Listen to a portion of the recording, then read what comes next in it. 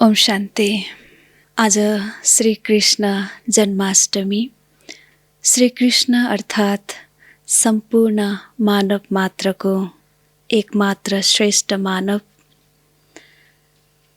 जो सम्पूर्ण दिव्य गुणधारी, दिव्य शक्तिले युक्त, दिव्य साज शास्त्र शस्त्रले युक्त यस्तो प्रकारको मानवको, मनुष्य आत्माको जन्मको याद गर्ने वास्तवमा श्री कृष्ण जन्माष्टमी हो।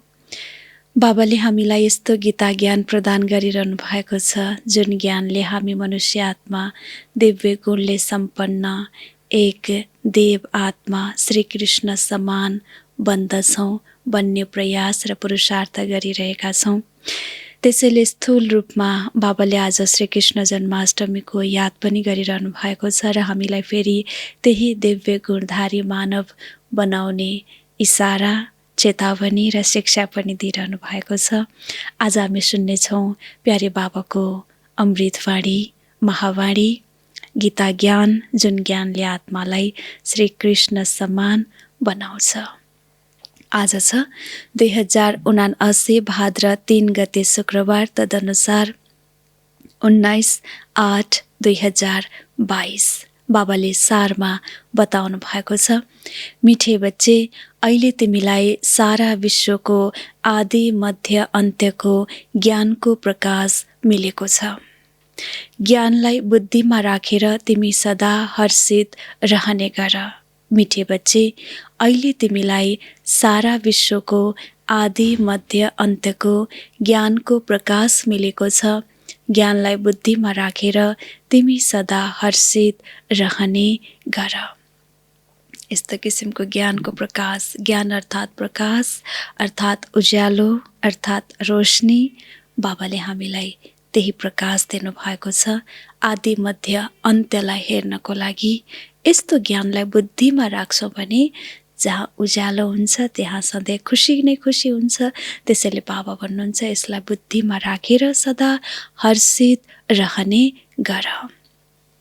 प्रश्न आजको, अहिले तिमी बच्चाहरूको धेरै श्रेष्ठ तकदीर बनिरहेको छ, कुन चाहिँ र कसरी? अहिले हामी बच्चाहरूको भाग्य तकदीर श्रेष्ठ बनिरहेको छ, कुन चाहिँ र कसरी? उत्तरमा बाबा बताउनुहुन्छ, अहिले तिमी श्रीमतमा चलेर 21 जन्मको लागि बाबासँग बेहदको वर्षा लिइरहेका छौ। श्रीमतद्वारा तिम्रो सबै मनोकामना पूरा भइरहेको छ। यो तिम्रो श्रेष्ठ तकदीर हो। तिमी 84 जन्म लिने बच्चाहरू नै चक्कर लगाएर अहिले ब्राह्मण बनेका छौ, फेरि देवता बन्छौ। उच्च तकदीर तब बन्छ जब बुद्धि योग बल र ज्ञान बलद्वारा माया रावणमाथि विजय पाउँछौ। तिम्रो बुद्धिमा छ, हामी बाबाको पासमा आएका छौँ आफ्नो तकदीर बनाउन अर्थात् लक्ष्मी नारायण पद पाउन। त्यस्तो प्रकारको श्रेष्ठ भाग्य बनिरहेको छ, कुन चाहिँ र कसरी? बाबा भन्नुहुन्छ, अहिले नै श्रीमतमा चलेर 21 जन्मको लागि बाबाबाट हामीले बेहदको वर्षा लिइरहेका छौँ। सम्झँदा पनि आत्मालाई धेरै खुसी हुन्छ कि यति धेरै प्राप्ति बाबा हामीलाई श्रीमतद्वारा दिइरहनु भएको छ र श्रीमतद्वारा नै हाम्रो सबै मनोकामनाहरू पूरा भइरहेका छन्। यो नै हाम्रो श्रेष्ठ तकदीर हो। 84 जन्म लिने बच्चाहरू नै चक्कर लगाएर अहिले ब्राह्मण बनेका छौँ र फेरि हामी देवता बन्नेछौँ। उच्च तकदीर भाग्य तब बन्छ जब बुद्धि योग बल र ज्ञान बलद्वारा हामी माया रावणमाथि विजय पाउँछौँ। भाग्य त्यति बेला बन्छ जब यी दुई बलद्वारा हामी माया रावणमाथि विजय पाउँछौँ। हाम्रो बुद्धिमा छ, हामी बाबाको पासमा आएका छौँ, बाबा भएको ठाउँमा आएका छौँ र आफ्नो तकदीर अर्थात् भाग्य बनाउनको लागि अर्थात् लक्ष्मी नारायण समान पद प्राप्त गर्नको लागि। यति ठुलो प्राप्ति बाबा हामीलाई श्रीमतद्वारा दिलाइरहनु भएको छ। गीत छ आजको, तकदीर जगाकर आई हूँ मैं एक नई दुनिया बसाकर लाई हूँ। यस्तो किसिमको तकदिर जगाउँदै हामी आइरहेका छौँ। हाम्रो नयनमा, हाम्रो दृष्टिमा, हाम्रो संसारमा एउटा नयाँ दुनियाँ पनि छ। त्यो हो स्वर्णिम दुनियाँ, लक्ष्मीनारायणको, श्रीकृष्णको दुनियाँ। ओम शान्ति। यो भगवानको पाठशाला हो। यहाँ छन् नै भगवानुवाच बच्चाहरूप्रति। भगवानले आफ्नो उवाच सुनाउनुहुन्छ, प्रकट गर्नुहुन्छ आफ्नै बच्चाहरूलाई। गीतको पहिलो लाइन छ, तकदीर जगाकर आई हूँ। यस ईश्वरीय पाठशाला वा बेहद बाबाको पाठशालामा भगवान त एकलाई नै भनिन्छ। भगवान अनेक हुँदैनन्। सबै आत्माहरूको बाबा एक हुनुहुन्छ। अहिले एक बाबा र अनेक बच्चाहरूको यो हो सङ्गठन वा मेला।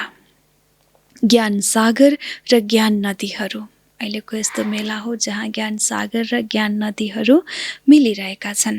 पानीको सागरलाई ज्ञान सागर भनिँदैन। ज्ञान सागरद्वारा यी ज्ञान नदीहरू निस्कन्छन्। उनीहरूको यो मेला हो। त्यो हो भक्ति, यो हो ज्ञान। ज्ञानलाई भनिन्छ ब्रह्माको दिन, सतयुग, त्रेता र भक्ति हो रात, द्वापर, कलियुग। सतयुग त्रेतामा हुन्छ नै सद्गति, सुखधाममा गइन्छ। सद्गति त एक बाबाले नै गर्नुहुन्छ। उहाँ हुनुहुन्छ सद्गतिदाता। तिम्रो अहिले सद्गति भइरहेको छ, अर्थात् पतितबाट पावन बनिरहेका छौ। राजयोग सिकेर तमो प्रधानबाट सतो प्रधान बनिरहेका छौ। बाबाले यस्तो राजयोग सिकाइरहनु भएको छ जसबाट हामी तमो प्रधानबाट सतो प्रधान बनिरहेका छौँ। सतो प्रधान बन्छौँ अनि मात्रै स्वर्गमा जान्छौँ। फेरि सतो प्रधानबाट तमो प्रधानमा तिमी कसरी आउँछौ? यो चक्र हो नि। भारतवर्ष स्वर्ग थियो जसमा लक्ष्मी नारायणको राज्य थियो। अहिलेसम्म पनि मन्दिर आदि बनाइरहन्छन्। सतयुगमा यी अवश्य थिए। अहिले त कलियुग हो। सतयुगमा महाराजा महारानी तथा प्रजा पावन थिए। लक्ष्मी नारायणलाई महाराजा महारानी भनिन्छ। बचपनमा उनीहरू महाराज कुमार श्रीकृष्ण र महाराज कुमारी राधा थिए। बाबाले लक्ष्मीनारायणको बचपनको याद दिलाइरहनु भएको छ। जो सतयुगको महाराजा महारानी श्री लक्ष्मी श्री नारायण हुनुहुन्थ्यो, बचपनमा उहाँहरू नै श्री कृष्ण र श्री महाराज कुमारी श्री राधा हुनुहुन्थ्यो। बाबा आज याद गरिरहनु भएको छ आजको दिनलाई। आजको दिनलाई भनिन्छ कृष्ण जन्माष्टमी। अब अष्टमी किन भनिएको हो? शास्त्रको पनि जो सार छ त्यो तिमीलाई सम्झाइन्छ। चित्रहरूमा पनि देखाउँछन् विष्णुको नाभिबाट ब्रह्मा निस्के। यस्तो होइन विष्णु बसेर ब्रह्माद्वारा शास्त्रको सार सम्झाउँछन्, होइन। परमपिता परमात्मा शिव परमधामदेखि आएर ब्रह्मातनको आधार लिएर तिमीलाई यो रहस्य सम्झाउनुहुन्छ। मनुष्यले यति मेहनत गर्छन्, भक्ति गर्छन्, केही पनि मिल्दैन। त्यसैले भगवान भन्नुहुन्छ जब भक्ति पुरा हुन्छ अनि फेरि म आउँछु, किनकि तिम्रो पुरा दुर्गति हुन्छ। सतयुग त्रेतामा त तिमीले आफ्नो राज्य भाग्य पाउँछौ। सूर्यवंशी चन्द्रवंशी फेरि तिमी उत्रिँदै जान्छौ। यो सबै बुद्धिमा याद राख्नुपर्छ। तिमी बच्चाहरूलाई अहिले सारा विश्वको आदि मध्य अन्त्यको ज्ञानको प्रकाश मिलेको छ। अरू कुनैको बुद्धिमा यो प्रकाश छैन। तिमीलाई थाहा छ सबैभन्दा माथि हुनुहुन्छ शिव बाबा, त्यसपछि सूक्ष्म वतनमा ब्रह्मा विष्णु शङ्कर, स्थूल वतनमा छ यो मनुष्य सृष्टि। मनुष्य सृष्टिमा पनि पहिला सुरुमा जगदम्बा जगतपिता नाम गाइन्छ। सूक्ष्म वतनमा केवल ब्रह्मा नै देखाउँछन्। उनलाई भन्छन् ब्रह्मा देवताय नमः, विष्णु देवताय नमः। यहाँ जो यी ब्रह्मा सरस्वती छन् यी को हुन्? ब्रह्माको धेरै महिमा छ। ब्रह्माको छोरी त तिमी पनि हौ। हामी सबै ब्रह्मा बाबाका सन्तान, त्यसमा पनि स्पेशल बाबा भन्नुहुन्छ। प्रजापिता त अवश्य यहाँ हुन्छ, सूक्ष्म वतनमा त हुँदैन। बाबाले प्रजापिताद्वारा नै ज्ञान दिनु छ। विष्णुलाई वा शङ्करलाई ज्ञान सागर भनिँदैन। बाबालाई त श्री श्री भनिन्छ। उहाँ हुनुहुन्छ सर्वश्रेष्ठ सर्वोच्च भगवान। उहाँले फेरि रचना रच्नुहुन्छ श्री राधा श्री कृष्ण। उनीहरू स्वयंवरपछि बन्छन् महाराजा श्री नारायण र महारानी श्री लक्ष्मी। सतयुगमा उनीहरूको राज्य चल्छ। त्रेतामा हुन्छ राम सीताको राज्य। स्वर्ग सतयुगलाई भनिन्छ। फेरि 2 कला कम हुन्छ। 16 कलाबाट 14 कलामा आउँछन्। फेरि द्वापरबाट भक्ति मार्ग सुरु हुन्छ। त्यसरी बाबा बताउनुहुन्छ। अहिले बाबा भन्नुहुन्छ, तिमी बच्चाहरूलाई मैले सद्गतिमा लैजान्छु। सृष्टि पनि पावन थियो, फेरि पतित कसले बनायो? रावणले। त्यसैले मलाई नै कल्प कल्प आउनुपर्छ। पतितहरूलाई आएर पावन बनाउनुपर्छ। तिमी यहाँ आएका छौ तकदिर बनाउन, अर्थात् विश्वको मालिक बन्न। बाबा सम्झाउनुहुन्छ, यो बुद्धिमा राख, तिमी नै देवी देवता थियौ, अहिले ब्राह्मण बनेका छौ र फेरि देवता बन्छौ। यो बाजोली हो। पल्टनबाजीको खेल बाजोलीको खेल हो। पहिला सुरुमा हुन्छ चोटी, त्यसभन्दा माथि हुनुहुन्छ शिव बाबा। फेरि यो ब्राह्मणहरूको रचना रचिएको छ। जस्तै पिता बच्चाहरूको पिता हुन्, ती भए हदका पिता, यो हो बेहदको। प्रजापिता ब्रह्मालाई ग्रेट ग्रेट ग्रेन्डफादर भनिन्छ। यस सङ्गममा उनको महिमा छ। जबकि शिव बाबा आएर एडप्ट गर्नुहुन्छ ब्रह्मा सरस्वती र तिमी बच्चाहरूलाई। अहिले फेरि तिमीलाई पावन बनाइरहनु भएको छ। तिमीलाई थाहा छ हामी बाबासँग फेरि वर्षा लिन आएका छौँ, कल्प कल्प लिँदै आएका छौँ। फेरि जब रावण राज्य सुरु हुन्छ अनि गिर्न सुरु हुन्छ। बाबाले यसरी आदि मध्य अन्त्यको इतिहास बताइरहनु भएको छ। अर्थात् पावनबाट पतित बन्छन्। अहिले सारा सृष्टिमा रावण राज्य छ। सबै दुखी छन्, शोक बाटिकामा छन्। सतयुगमा त दुःखको कुरा नै हुँदैन। सतयुगमा दुःखको कुनै कुरा नै हुँदैन। आज श्री कृष्ण जन्माष्टमी हो। भन्छन् देवकीको 8औं नम्बरको बच्चा श्री कृष्ण पैदा भए। अब के 8औं नम्बरमा कृष्णले जन्म लिन्छन् र? कृष्णको जन्म त हुन्छ सतयुगमा। फेरि उनीहरूले उनलाई द्वापरमा लगेका छन्। त्यसैले यो गफ भयो नि। अहिले तिमी बच्चाहरूलाई थाहा छ कृष्णले कसरी 84 जन्म लिन्छन्। अहिले अन्तिम जन्ममा पढिरहेका छन्। सतयुगमा कृष्णका आमा बुबाका 8 बच्चाहरू त हुँदैनन्। बाबा वास्तविक कुरा बताउँदै हुनुहुन्छ। वास्तवमा श्रीकृष्णको सतयुगमा बुवाको 8 बच्चा त हुँदैनन्। यी शास्त्र पनि ड्रामा अनुसार सबै पहिलादेखि नै बनेका हुन्। अहिले बाबाले सबै शास्त्रको सार सम्झाउनुहुन्छ। भगवानवाच, तिमीलाई यो ज्ञान सुनाउँछु, यसमा गीत वा श्लोक आदिको कुरा छैन। यो त पढाइ हो। बाँकी यी शास्त्र आदि सबै भक्ति मार्गका सामग्री हुन्। भक्ति सुरु भएपछि पहिला सुरुमा शिव बाबाको सोमनाथ मन्दिर बनाउँछन्। पहिला सुरुमा हुन्छ शिव बाबाको अव्यविचारी भक्ति र यो हो शिव बाबाको अव्यविचारी ज्ञान, जसबाट तिमी पावन बन्छौ। भक्तिपछि वैराग्य गायन गरिन्छ। तिमीलाई यस सारा पुरानो सृष्टिदेखि वैराग्य छ।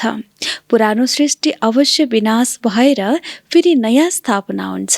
यो उही महाभारत लडाईँ हो जो कल्प पहिला पनि भएको थियो। मुसल आदि प्राकृतिक प्रकोप जो भएको थियो त्यो फेरि हुनु छ। देवताहरूले कहिले पतित दुनियाँमा पाइला राख्दैनन्। महालक्ष्मीको आह्वान गर्छन्। हर वर्ष उहाँसँग धन माग्छन्। लक्ष्मी नारायण दुवै सँगै हुन्छन्। महालक्ष्मीका 4 भुजा देखाउँछन्। दीपावलीमा उनको पूजा गर्छन्। हर वर्ष भीख माग्छन्। त्यसरी श्री लक्ष्मीजीसँग हरेक वर्ष ज्ञान धनको भीख माग्छन्। त्यसैले बाबा भन्नुहुन्छ यी हुन् विष्णुका 2 रूप। मनुष्यले यी कुरालाई जानेका छैनन्। यस समयमा छन् प्रजापिता आदिदेव र जगदम्बा आदिदेवी। अहिले श्रीमतद्वारा तिम्रा सबै मनोकामना पूर्ण हुन्छन्। 21 जन्मको लागि तिमीले राज्य भाग्य लिन्छौ। यी ब्रह्मा हुन् साकारी पिता र शिव बाबा हुनुहुन्छ निराकारी पिता। वर्षा तिमीलाई उहाँबाट मिल्नु छ। उहाँ हुनुहुन्छ स्वर्गको रचयिता। तिमीले 21 जन्मको लागि वर्षा पाइरहेका छौ। तिम्रो तकदीर कति उच्च छ यो पनि जान्दछौ। आउँछन् यहाँ उनै जसले 84 जन्मको चक्कर लगाएका छन्। उनै आएर ब्राह्मण बन्छन्। ब्राह्मण नै फेरि देवता बन्छन्। त्यसरी बाबाले आज चक्रको ज्ञान हाम्रो बुद्धिमा घुमाइरहनु भएको छ। उनी ब्राह्मण फेरि देवता बन्छन्, फेरि चक्र लगाउँदै लगाउँदै लास्टमा शूद्रबाट फेरि ब्राह्मण बन्छन्। यो हो हाम्रो चक्र। अब तिमी बच्चाहरूले कसको जयन्ती मनाउँछौ? तिमीले लक्ष्मी नारायणको मनाउनु पर्छ। बाबा भन्दै हुनुहुन्छ जयन्ती लक्ष्मी नारायणको, त्यो पनि ज्ञान सहित। ती बचपनमा हुन्छन् राधा कृष्ण, त्यसैले दुवैको मनाउनु पर्छ। केवल कृष्णको मात्र किन? साथमा त राधा पनि हुन्। त्यसैले उनले त कृष्णलाई द्वापरमा लगेका छन्। राधा र कृष्ण त दुवै अलग अलग घरका हुन्छन्, फेरि मिल्छन्। त्यसैले दुवैको सँगै मनाउनु पर्छ, नत्र बुझ्दैनन्। कृष्णको जन्म कहिले भयो तिमीले कहिले बुझेका छौ? बाबा भन्नुहुन्छ तिमीले अहिले बुझेका छौ। कृष्णको जन्म सत्ययुग आदिमा भएको थियो। राधाको पनि सत्ययुग आदिमा भनिन्छ। 2-4 वर्षको अन्तर हुन्छ। त्यसरी जन्म पनि 2-4 वर्षको। तिम्रो लागि सबैभन्दा सर्वोत्तम त हो शिव जयन्ती पुग्यो। मेरो त एक शिव बाबा, दोस्रो न कोही। तिमी अहिले देवता बनिरहेका छौ, लक्ष्मी नारायण राम सीता बनिरहेका छौ। यो पनि सम्झाउनु भएको छ। राम सीतालाई क्षत्रिय चन्द्रवंशी किन भनिन्छ? जो फेल हुन्छन् उनीहरू चन्द्रवंशी घरानामा आउँछन्। यो हो मायासँगको युद्ध। रावणमाथि विजय प्राप्त गर्छौं यस युद्धको मैदानमा। बाँकी पाण्डव कौरवको लडाईँ हुँदै होइन। यो कुनै स्थूल रूपमा पाण्डव र कौरवको लडाईँ पनि होइन। तिमीले मायामाथि विजय पाउनु छ। बाबाले आत्माहरूलाई भन्नुहुन्छ म एकलाई याद गर्यो भने तिम्रो विकर्म विनाश हुन्छ र मायामाथि विजय हुन्छ। बुद्धि योग बल र ज्ञान बलद्वारा मायामाथि विजय प्राप्त गर्नु छ। मायामाथि विजय पाउने बल नै बुद्धिको योग बल र ज्ञानको बल हो। भारतवर्षको प्राचीन योग बल प्रसिद्ध छ, जसबाट तिमीले रावणमाथि विजय पाएर राज्य लिन्छौ। तिम्रो तकदीर धेरै उच्च छ नि। मुख्य कुरा हो बेहद बाबालाई र 21 जन्म सदा सुखको वर्षालाई याद गर्नु। सेकेन्डमा स्वर्गको बादशाही। बाबाको परिचय बुद्धिमा नबसेसम्म बुझ्न सक्दैनन्। जबसम्म बाबाको परिचय बुद्धिमा बस्दैन तबसम्म ज्ञान बुझ्दैनन्। यहाँ कुनै साधु सन्त आदि छैनन्, न कुनै गीता वा शास्त्र आदि सुनाइन्छ। जस्तै साधुहरूले सुनाउँछन्। गान्धीले पनि त गीता सुनाउँथे र फेरि गायन गर्थे, पतित पावन सीताराम। अब गीता त भगवानले उच्चारण गर्नुभएको हो। यदि गीताका भगवान कृष्ण थिए भने फेरि राम सीतालाई किन याद गर्थे? वास्तवमा तिमी सीताहरू हौ। राम हुनुहुन्छ निराकार भगवान। सबै भक्त हुन् पुकार्छन् हे राम हे भगवान, हजुर आएर हामी सीताहरूलाई पावन बनाउनुहोस्। फेरि रघुपति राघव राजा राम भनिदिन्छन्। सुनेको सुनाइएको कुरालाई लिएका छन्। फेरि गङ्गालाई पतित पावनी किन भन्छन्? भक्ति मार्गमा धेरै मानिस त्यहाँ जान्छन्। वर्ष मेला लाग्छ, त्यहाँ गएर बस्छन्। तिमी बसेका छौ ज्ञान सागरको पासमा। उनीहरू फेरि पानीमा गएर स्नान गरेर आउँछन्, तैपनि पावन त बन्दैनन्, पतित नै बन्दै आएका छन्। तिमी त अहिले ज्ञान मार्गमा छौ, तिमी अब त्यहाँ जाँदैनौ। भक्ति मार्गको सबै ठाउँमा अब हामीलाई जान जरुरी छैन, किनकि सच्चा सङ्गम यो हो जबकि आत्मा परमात्मा अलग रहे बहुकाल। यो नै अहिलेको सच्चा सङ्गम हो, जहाँ आत्मा र परमात्माको लामो समयपछि मिलन भएको छ। बाबा बताउनुहुन्छ, परमपिता परमात्मासँग धेरै समयदेखिको बिछोड हुन्छन् उनै जो पहिला सुरुमा सतयुगमा थिए, त्यसैले अवश्य उनीहरूसँग नै पहिला भगवान मिल्नुहुन्छ, पहिला उनै आउँछन्। यहाँ अवश्य पढ्नुपर्छ। जो स्कुलमा नै आउँदैनन् उनले के सुन्छन्? स्कुलमै आउँदैनन्, पढाइ छुट्छ। गहन पोइन्टहरू कसरी बुझ्छन्? कसैले भन्छन् फुर्सद छैन। बाबा भन्नुहुन्छ यो हो सच्चा कमाई, त्यो हो झुठो। तिमी त पदमपति बन्छौ, बाँकी यस समयमा यो त झुठो धन हो। जो जति नै लखपति करोडपति होस्, सरकारले पनि उनीहरूसँग कर्जा लिन्छ, तर यो त सबै झुठो माया, झुठो काया, झुठो धन हो, झुठो सबै संसार। बाबा बसेर सम्झाउनुहुन्छ, प्यारा बच्चाहरू, तिमीलाई कति धनवान बनाउँछु। अहिले रावणले तिमीलाई कति दुखी बनाइदिएको छ। अब त्यसमाथि विजय पाउनु छ। लडाईँको कुनै कुरा छैन। लडाईँद्वारा विश्वको मालिक बन्न सकिँदैन। तिमी योग बलद्वारा विश्वको मालिक बन्छौ। योग सिकाउनुहुन्छ बाबाले, यिनको आत्माले पनि सिक्छ। बाबा यिनमा प्रवेश भएर तिमीलाई ज्ञान सुनाउनुहुन्छ। भन्नुहुन्छ, म त जन्म मरण रहित हुँ। बाबा बेहदका बाबा हुनुहुन्छ, त्यसैले बेहदको रहस्य सम्झाउनुहुन्छ। तिमीबाट मायाले के गराएको छ? तिमी 5 भूतहरूको बस हुँदै गयौ, अहिले के हालत भयो? तिमी कति धनवान थियौ, भक्ति मार्गमा फाल्तु खर्च गर्दै गर्दै अहिले तिम्रो के हालत भएको छ? अहिले भक्तिपछि भगवान आएर स्वर्गको बादशाही दिनुहुन्छ। त्यसैले सद्गति गर्न बाबालाई नै आउनुपर्छ। त्यसरी बादशाही बाबाले नै दिनुपर्छ, जसकारण सद्गति दिन पनि बाबालाई नै यस साकार तनमा, साकार लोकमा आउनुपर्छ।